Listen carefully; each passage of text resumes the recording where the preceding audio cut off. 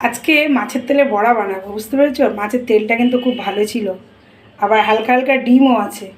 তো চলো কিভাবে বড়াটা বানাচ্ছি তোমাদের সাথে সবটাই শেয়ার করবো। চলো, প্রথমে মাছের তেলটাকে খুব ভালো করে ধুয়ে টুকরো করে কেটে নিলাম। তারপরে দিয়ে দিলাম স্বাদ মতো নুন, পরিমাণ মতো হলুদ, পেঁয়াজ কুচি, গ্রেট করা আদা, গ্রেট করা রসুন, আর দিয়ে দিলাম কাঁচা লঙ্কা কুচি। এবার দিয়ে দেব বেসন।